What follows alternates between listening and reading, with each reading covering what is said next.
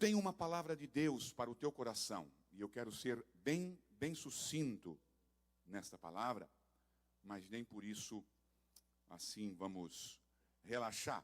Abra a tua Bíblia comigo no livro de Salmos. Salmos de número 61. Salmos, o livro dos Salmos, o livro dos Cânticos. Número 61, vamos ler os primeiros 4 versos. Salmos, mais ou menos no centro da Bíblia, não é? Número 61, vamos ler o verso 1, 2, 3 e 4. Encontraram? Amém? Ouve, ó Deus, o meu clamor, atende a minha oração. Desde o fim da terra clamo a ti, por estar abatido o meu coração. Leva-me para a rocha que é mais alta do que eu, pois tem sido, digo, o meu refúgio e uma torre forte contra o inimigo. Habitarei no teu tabernáculo para sempre, abrigar-me-ei no oculto das tuas asas. Amém? Palavra de Deus para o nosso coração. Eu quero extrair, irmãos, desse momento de Davi. Eu sempre digo, e sempre disse, e sempre direi, no livro dos Salmos, você vai encontrar sempre, você vai encontrar uma orientação para a situação que você se encontra. Você não vai estar em alguma situação, viu? Em alguma situação que não está refletida no livro dos Salmos. Ah, eu estou doente. Você vai procurar no livro dos Salmos, você vai encontrar uma palavra de apoio. Ah, morreu o fulano. Você vai encontrar apoio no livro dos Salmos. Ah, eu estou feliz. Você vai encontrar uma palavra de apoio, não é, de júbilo, no livro dos Salmos. Enfim, irmãos, o livro dos Salmos é o espelho da nossa alma. No livro dos Salmos, você vai encontrar suporte e apoio e companheirismo para a situação, seja esta qual for. Esse salmo é um salmo de Davi. Davi escreve esse salmo e depois ele manda para um dos seus ministros de louvores. E ele ainda diz que esse salmo deve ser acompanhado por uma harpa. Davi era tremendo, não é? Fazia o salmo, mandava lá por um dos 3 ministros de louvor. Nesse caso aqui foi o específico, o neginote, não é mesmo? Olha, esse salmo tem que ser tocado, tem que ser cantado junto com instrumentos de corda. E então, nesse salmo, o Davi, ele levanta a sua voz e ele grita a Deus. Para nós entendermos a situação em que Davi se encontra, nós precisamos entender quando que Davi escreve esse salmo.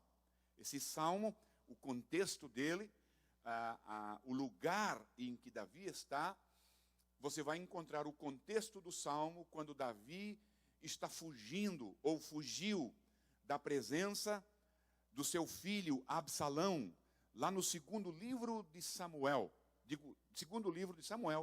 capítulo 15, quando Absalão se levanta e Davi já está com o seu trono estabelecido.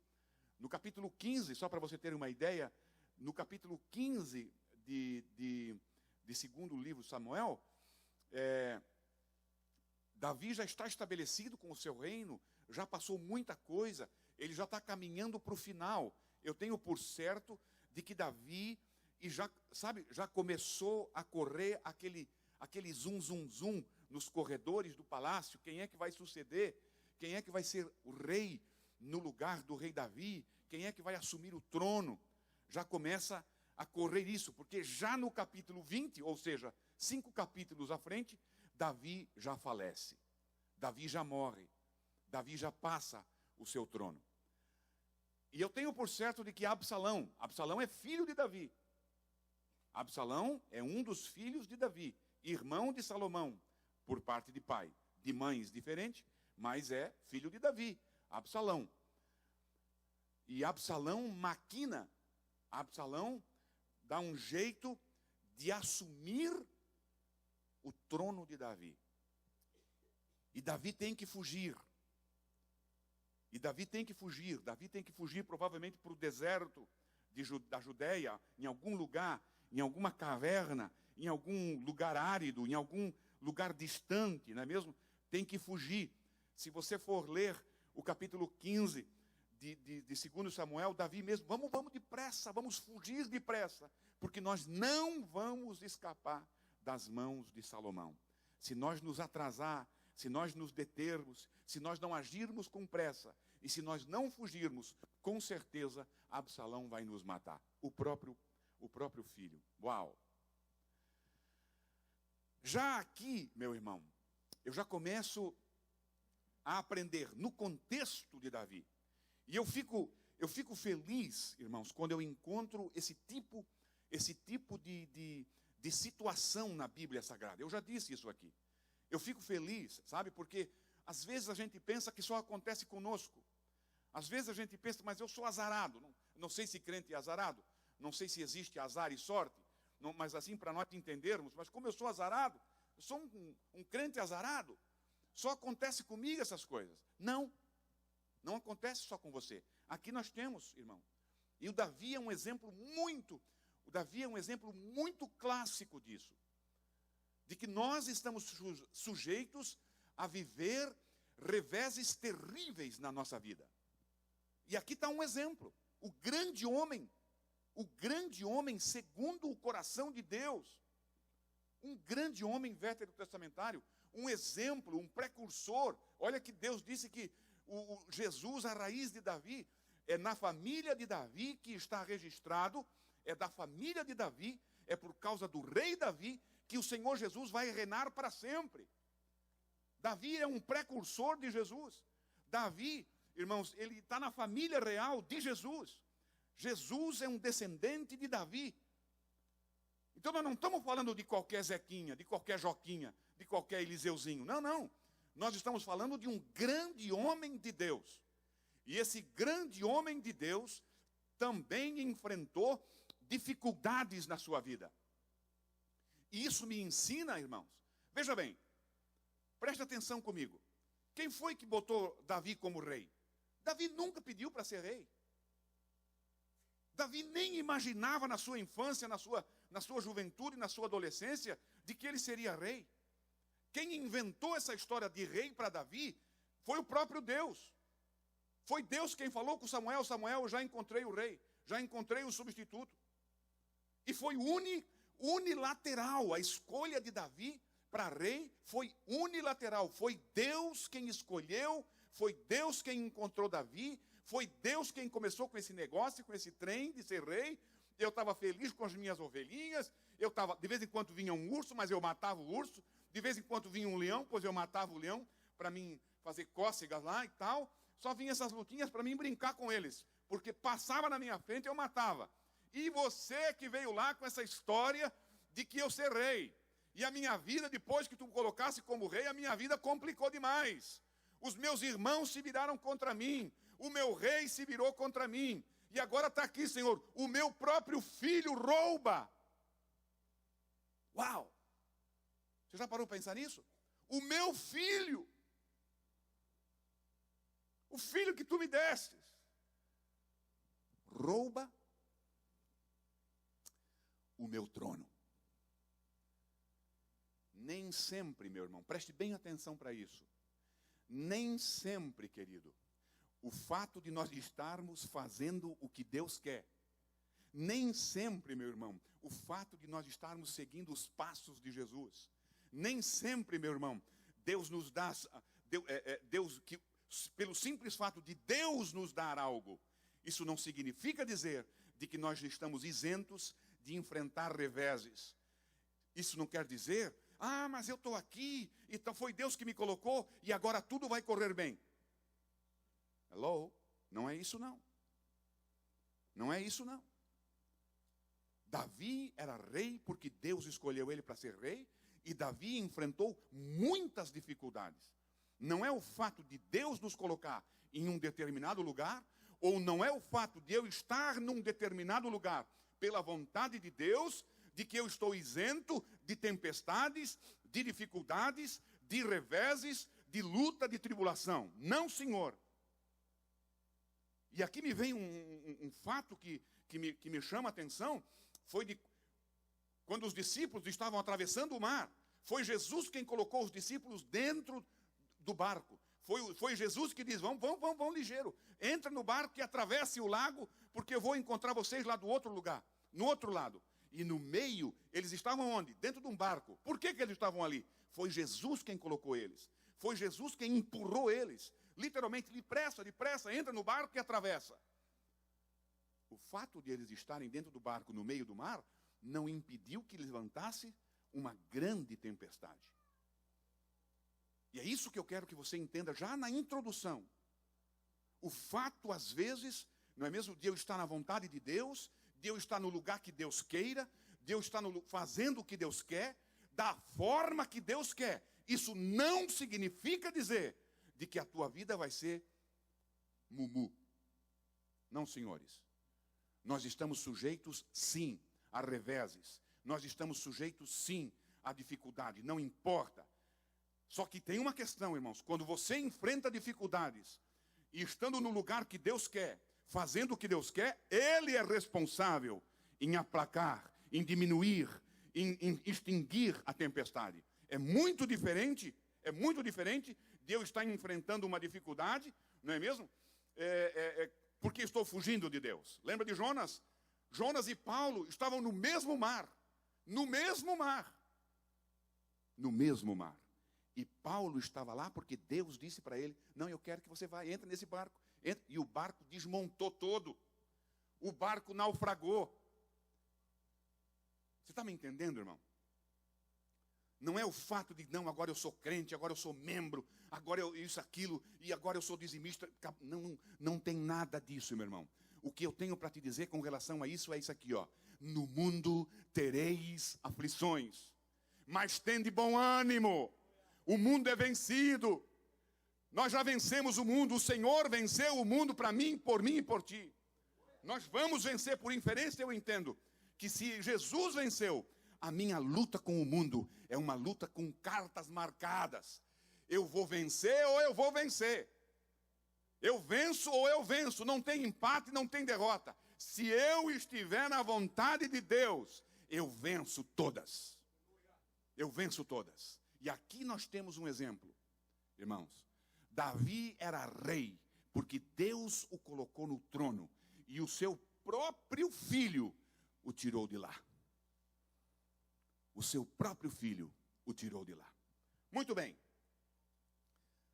Depois de dito isso, nessa introdução, eu quero te lembrar de uma outra coisa. Sempre, mesmo que você tenha que tomar uma atitude, mesmo que a situação para se consertar, você tenha que agir, nunca haja sem antes orar. O reino, o trono era de Davi. Foi Deus quem deu o trono a Davi. Foi Deus quem levou Davi ao trono. Foi Ele quem deu o trono. Foi Ele quem colocou lá. Foi Deus quem o coroou. Seu filho estava completo. O Absalão roubou o reino e fez com que Davi tivesse que fugir. E lá no meio do deserto, irmãos, Davi podia, vamos armar um exército aqui, lá no meio do deserto, vamos nos preparar e vamos guerrear. Davi não agiu assim. Antes de qualquer coisa, Davi levanta a voz e ora a Deus. Nunca, meu irmão, nunca vai ser tarde para você orar. Eu estou muito contente, muito feliz com o nosso estudo de quinta-feira, porque nós estamos aprendendo exatamente isso. Nunca é tarde para você orar. Isso nos mostra o poder da oração, a eficácia da oração, o lugar que a oração deve ter em nosso lugar. Davi tinha todo o direito, Davi tinha toda todas as vantagens para si, de abrir uma guerra contra o invasor, contra o usurpador. Mas não. Primeira questão, e Davi sempre agiu assim, irmãos. Senhor, o que eu vou fazer agora? O que é que eu vou fazer? O que eu devo fazer? Não, espera, Davi. Essa guerra eu vou guerrear contra ti. Agora não, agora tu vai, Davi. Agora tu guerreia. Agora tu avança. Agora tu destrói. Agora tu fica quietinho, Davi. Pega a tua harpa e vai cantar um hino, vai cantar um salmo que eu vou agir, Davi.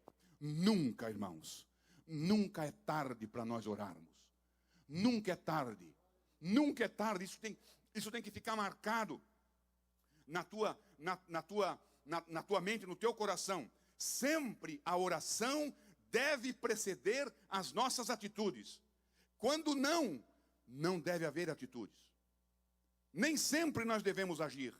Nem sempre nós devemos trabalhar. Nem sempre nós devemos nos defender. Deixa com Deus. Deixa Deus agir. Deus vai agir da forma correta. Deus vai agir da forma ideal. Deus vai agir do jeito que Ele quer. Agora, nós nunca deveremos agir ou não agir sem antes orar a Deus. Nunca é tarde para se orar. Nunca é tarde. Eu quero te dar um exemplo aqui de uma pessoa que... Porque às vezes nós entendemos o quê?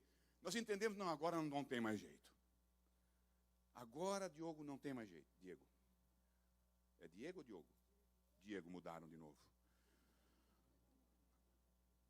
Agora não tem mais jeito. Lá no capítulo, irmãos, lá em Isaías, segundo Reis, o rei Ezequias, Deus fala assim para Isaías.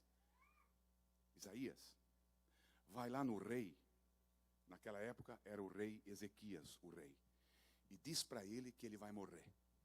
Você conhece essa história? Isaías diz, Senhor, mas não pode ir lá dizer.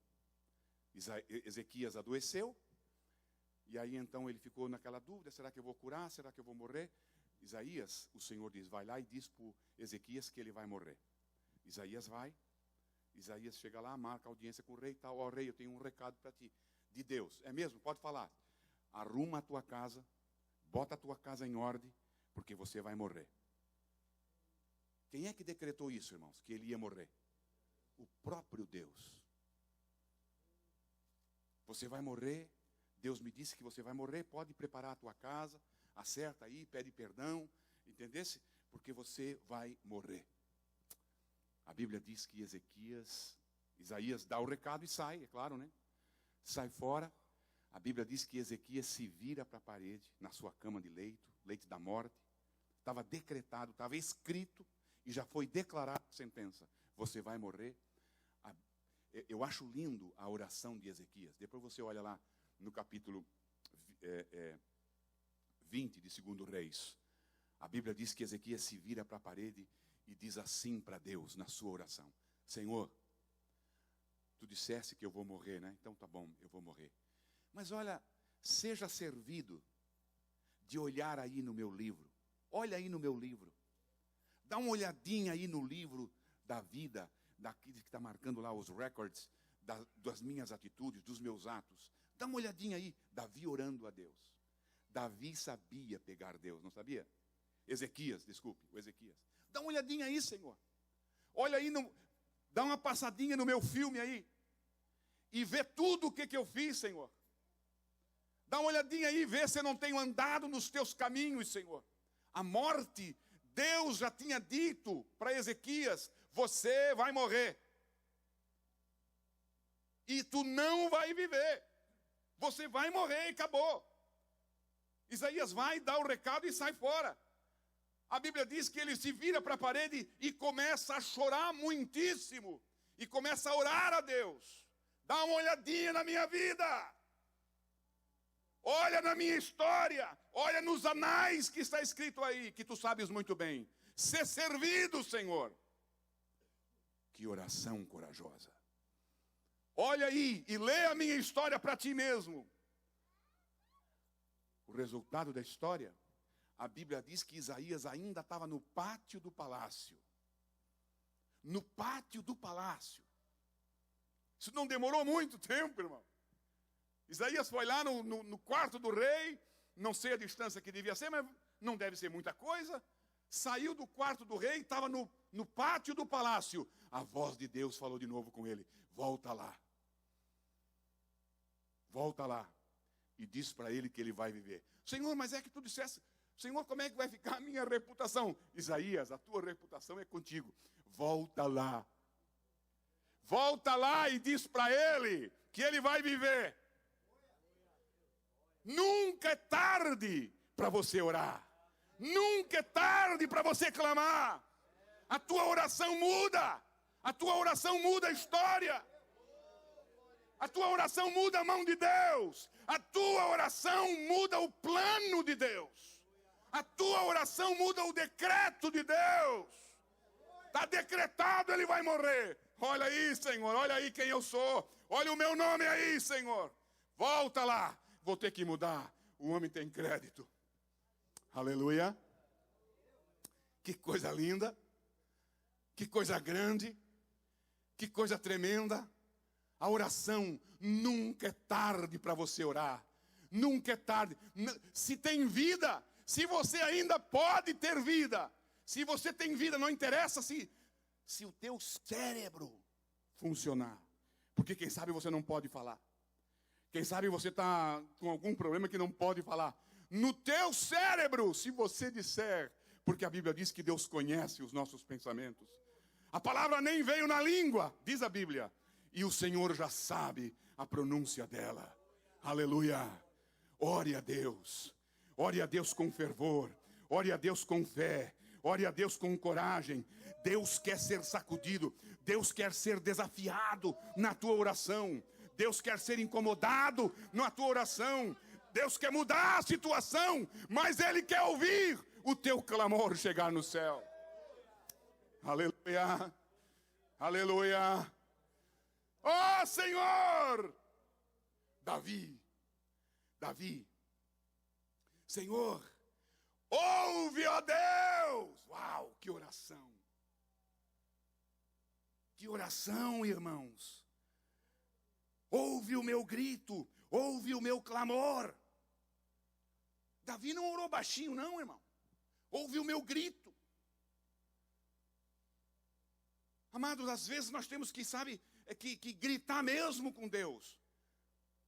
Porque a nossa voz, é uma reação de acordo com a situação. Nós reagimos com a nossa voz de acordo com a situação. E Davi rasga mesmo. Davi rompe o céu. Davi queria ter certeza de que a oração estava chegando nos ouvidos de Deus. Ouve, ó Deus, o meu clamor. Ouve, ó Deus, ouve, ó Deus, ouve, ó Deus, o meu clamor. E além de você ouvir, que eu sei que você está ouvindo, eu quero que você responda a minha oração. Sabe, irmãos, deixa eu te contar uma coisa. Nós estamos ficando muito cômodos. É ou não é? Sabe, irmãos, nós estamos orando, e quando eu digo nós, é porque eu também oro assim às vezes, de uma forma farisaica, de uma forma mentirosa. Sabe por que nós dobramos os joelhos às vezes? Simplesmente para desencargo de confiança, desencargo de consciência. Essa oração não passa do ceiling. Davi grita, Davi berra, Davi clama, Davi esperneia, Davi chora. Davi ele queria ter consciência de que Deus estava ouvindo a sua oração. Às vezes nós dobramos os nossos joelhos para desencargo de consciência. Não, eu estou orando. Mas aí chega aqui, como o pastor disse no domingo passado: Senhor, eu te amo, eu sei. Senhor, eu te adoro, eu sei. Tem disso não, irmão. Não tem disso não. Nós temos que rasgar mesmo o céu. Nós temos mesmo que gritar diante de Deus. Nós não queremos incomodar o vizinho que se vira, o vizinho que se lixa. Eu quero saber que a minha oração está chegando no céu. Os incomodados que orem mais alto do que eu. Eu quero mesmo é gritar, eu quero mesmo é berrar, eu quero me rasgar diante desse Deus. Eu quero ter certeza de que Ele me ouve. Eu quero ter certeza de que o meu grito está rompendo o ceiling, está quebrando. Tem que passar pelas potestades do inferno. Eles estão ali, segura essa, segura aquela. Não deixa a oração subir. Mas essa ele gritou demais. Essa eu não consigo. Ele está berrando muito. Berra mesmo diante de Deus. Berra, grita, rasga o teu coração. Para com aquela oraçãozinha de mentirosos. Com aquela oração de araque. Com aquela oração enganadora para você mesmo. Ouve, ó Deus, o meu clamor. E tem mais uma questão, irmãos. Sabe, eu me lembro, isso aqui me faz lembrar uma vez, irmãos, de que às vezes nós temos é que ser assim mesmo diante de Deus. Às vezes Deus quer ver até onde que eu vou, até onde que eu aguento. Para mim mesmo, não para Ele sabe até onde que eu aguento. Uma vez, irmãos, isso tem aí uns 45 anos atrás, mais ou menos. Eu devia ter 10 anos, para menos, talvez 8. Da nossa casa começou a reclamar com uma dor. Mãe, eu estou com dor. Mãe, eu estou com dor. Pai, eu estou com dor. Não consigo andar. Vamos no médico. 40 anos atrás, 42 anos atrás, chega lá o médico no INPS, você sabe como é que era? Hoje não funciona, imagina aquela época atrás. Hoje não funciona. Isso aqui a senhora tem que ir lá no outro. Lá saiu a minha mãe com aquela criança e um outro irmão junto. Foram lá. Não, minha senhora, isso aqui não é aqui, isso aqui é lá. Não, mas eu estava lá. Não, minha senhora, está vendo isso aqui? Está escrito aqui assim. Isso é lá, minha senhora. Lá saiu ela daqui, que já era, voltou para lá. Chegou lá. Não é com nós. É com eles lá mesmo.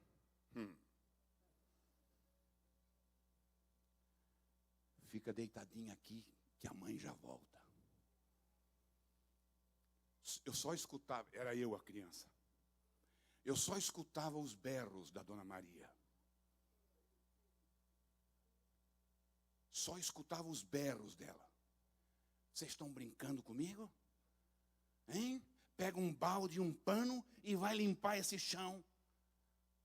Se você não sabe resolver o problema. Eu estou com meu filho aqui deitado, com dor que não pode andar. Você vai resolver o problema ou não? Sim, manda ele ali para dentro. E aí eu fui operado de uma hérnia. Às vezes, nós temos que fazer assim com Deus. Deus nos coloca, Ele mesmo nos coloca. Ele mesmo permite. Ele mesmo deixa. Para ver, irmãos, é nessas situações que você revela quem é você. É num momento de revés desse que você revela em quem você confia. Em quem é que você clama. Para quem é o teu Deus. É nesses momentos de dificuldades que Deus permite que nós entramos. Para ver o tanto que você ama Ele. Para ver o tanto que você confia nele. Para ver o tanto que você é dependente dele. Rasga o céu com o teu clamor. Faz o teu clamor chegar nos ouvidos de Deus. E make sure de que Ele vai te atender. Tem orações, irmãos, olha aqui, preste bem atenção nisso aqui. Tem orações que você pode dizer: Senhor, faça-se segundo a tua vontade. Agora tem orações que você tem o dever. Senhor, do something. Faça alguma coisa.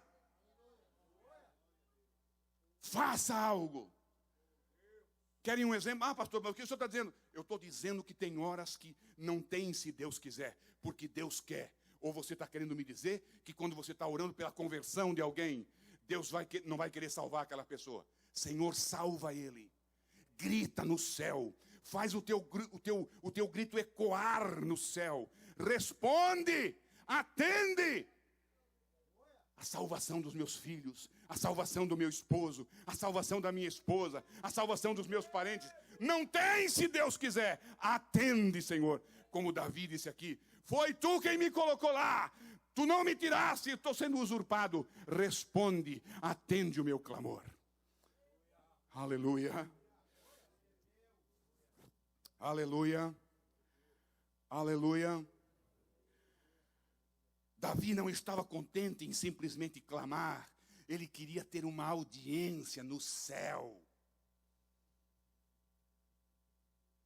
Irmãos, se tem alguém aqui no correio, se tem alguém aqui para pegar qualquer coisa que tenha fila, e você vê alguém furar a fila, você já berra. Por que é que você fica esperando aí de uma forma passiva, não é mesmo? E Deus protelando, é claro que Ele vai agir segundo a soberania dEle, mas faça-te ouvir, não deixa passar, não deixa alguém furar a fila, faça a tua voz ecoar no céu, grita no céu, grita mesmo, esperneia no céu, fecha a tua porta sobre ti, para que ninguém escandaliza, e lá é você e Deus. Grita com Ele, grita por Ele, pede socorro a Ele. Faça a tua oração ser respondida em nome de Jesus. Fariseus e ritualistas se contentam em orar e em cantar, mas aquele que realmente é de Deus, o genuíno filho e filha de Deus, ele quer ver a sua oração ser respondida. O revés, meus irmãos, o revés revela quem somos e no que nós cremos. E quem está no controle da nossa vida. É quando nós enfrentamos esse tipo de dificuldade que nós demonstramos quem é que está no controle, de quem é que eu dependo, quem é o meu Senhor. Amém? Versículo 2. Para mim começar a concluir, quero ser bem rápido. Desde o fim da terra. Desde o fim da terra, Senhor, eu clamo por Ti, por estar abatido o meu coração. Onde é que é esse fim da terra? Onde é que é esse fim da terra?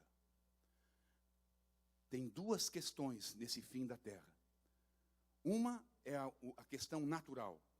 Davi, irmãos, ele gritava a Deus do fim da terra, porque qualquer lugar que não fosse no templo, era o fim da terra para Davi. E pode ser para nós. Não é? Às vezes tu está aqui nos Estados Unidos e tu está clamando por alguém lá no Brasil. Senhor, eu estou aqui nessa distância. Nesse é o fim da terra.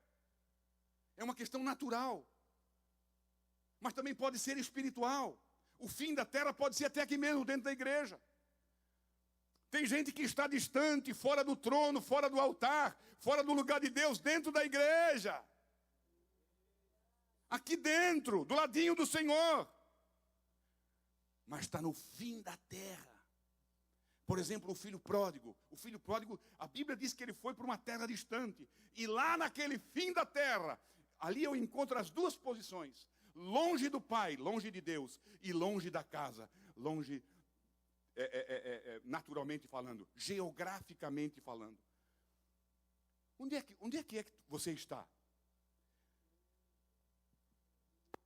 Onde é que você está? Qual é a tua posição? Davi, irmãos, ele gritava, sabe por quê? Não é pelo fato de ele ter que fugir e outros salmos que ele escreve, ele demonstra isso. Eu não estou fugindo do meu palácio. A minha questão não é o palácio. A minha questão não é a minha coroa. A minha questão é que eu estou privado de entrar no templo.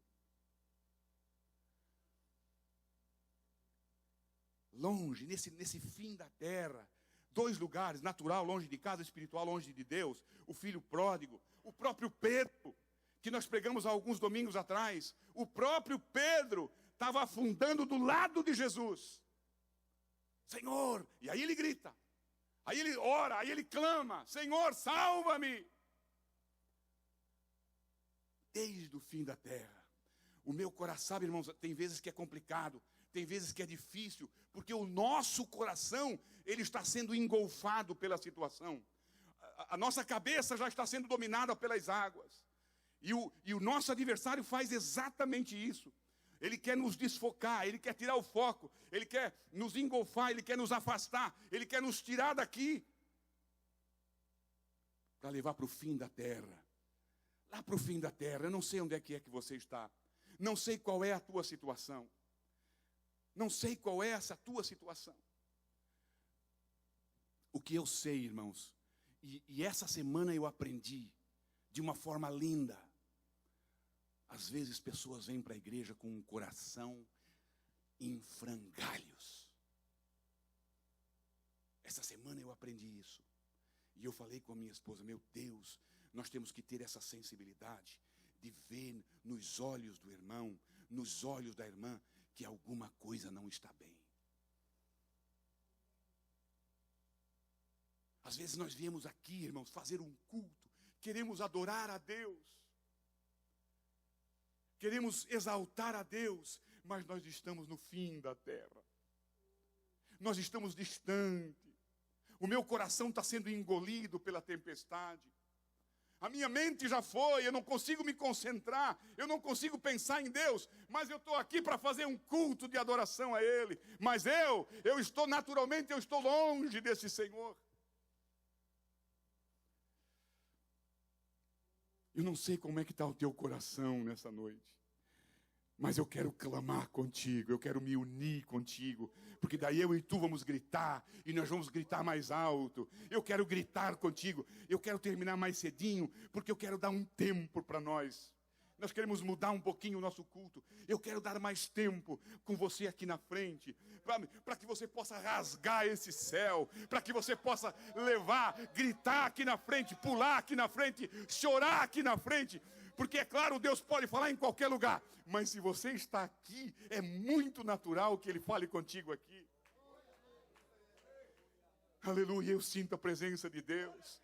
Eu sinto que tem corações que estão gritando, mas eles estão no final da terra. Hoje você se achega. Hoje Deus te tira daí. Hoje Deus chama você para cá. Hoje a tua oração vai ser respondida. Do fim da terra eu clamo, e o Senhor me ouviu. Aleluia. Eu quero te dar um exemplo de muitos exemplos. Mas tem dois que me chamou a atenção, irmã Rosângela. Quando Sansão, irmãos, nenhum outro juiz você pode ver no livro de Juízes foi tão equipado para ser um juiz como Sansão. Sansão nasce para ser juiz. A sua mãe era estéril. E Deus diz, você vai ter um filho. E esse filho vai ser um juiz. Então o nascimento dele, Miguel, já é um milagre de Deus para que ele fosse um juiz. A força que Deus deu a ele foi para que ele fosse juiz. A força ali representa o Espírito Santo de Deus. Mas você vai ver no livro de Juízes, nos 3 capítulos, é o juiz que mais, é a história mais longa, é a de Sansão. Mas Sansão se distanciou de Deus. O homem mais capacitado, o homem que Deus, eu vou usar um termo bem humano, o homem que Deus mais apostou foi em Sansão.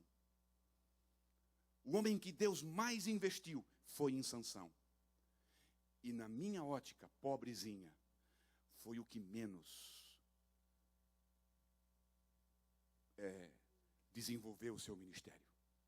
Você pode ver que tudo no ministério de Sansão é uma questão particular. É uma vingança dele. Eu estou para ver homem para gostar de quenga como Sansão gostava. Verdade, está lá na Bíblia, pode ver na Bíblia. Momento de casar, com quem que ele foi casar? Está lá. Não deu certo, ele vai, pega outra. Não deu certo, pois ele acaba no braço de outra. 3 capítulos, 3. Mulher da luz vermelha. Que coisa! E ele se afasta de Deus. Ele vai para uma terra. Ele vai lá para o fim da terra. Não sei para onde que Sansão estava. E aí lá no finalzinho, irmãos, você vê Sansão de novo. Os olhos vazados. O homem que Deus mais investiu. Com os olhos vazados. Eu tenho por certo que ele estava seminu. Eu tenho por certo que ele estava muito machucado. Apanhou. O diabo dançou em cima do corpo dele. Sambou em cima do corpo dele. O homem de Deus girando o moinho do inimigo. Mas a Bíblia diz que ele ora a Deus. Vai ver a oração de Sansão. Se não é uma oração de quem está distante. De quem está lá no fim da terra. De quem foi roubado. De quem desviou-se. De quem saiu da vontade de Deus. E aí Sansão ora. Senhor, só mais uma vez. Senhor, uma vezinha só. Me esforça mais uma vez. O clamor de Sansão. O clamor do fim da terra. E a Bíblia diz que o Espírito de Deus se apossou de novo de Sansão. Sim. E ele matou mais gente na sua morte do que em toda a sua vida. Uma oração do fim da terra. Onde é que tu estás? Onde é que você está? Para pensar nisso. Quem sabe você não está tão distante que nem Sansão. Mas deixa eu te dar mais um exemplo. Meu filho, vai para lá pregar o evangelho. Não vou, Senhor. Não vou não, aquele povo não merece. Eu vou fugir. E entrou num barco. E você sabe da história. Você quer uma oração mais do fim da terra do que aquela? Você quer uma oração de um lugar mais distante de Deus do que aquela?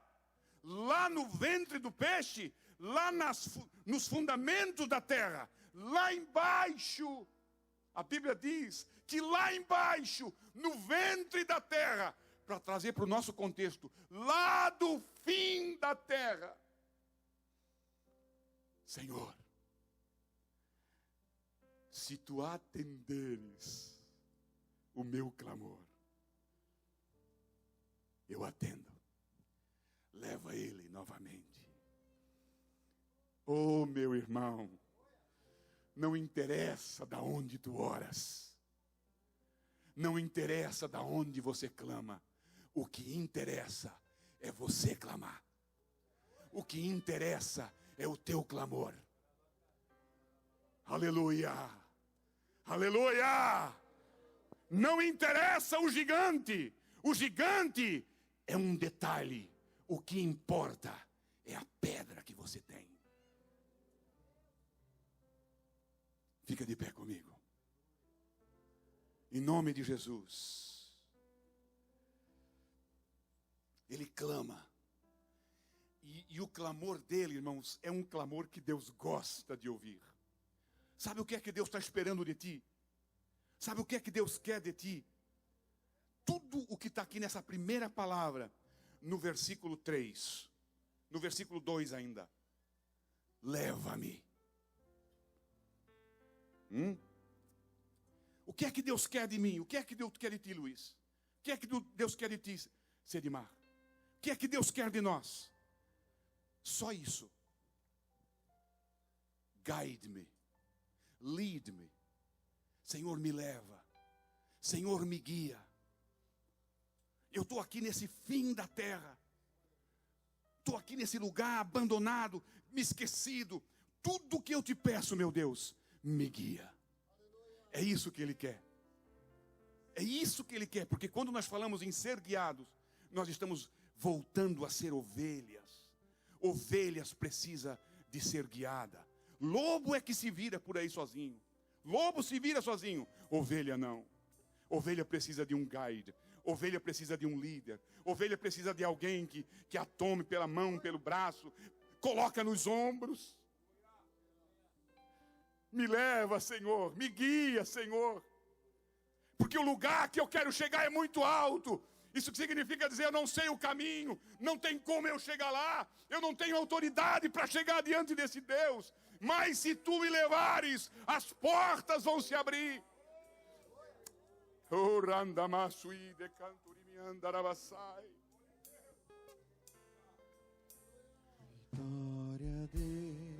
Louvado seja Deus.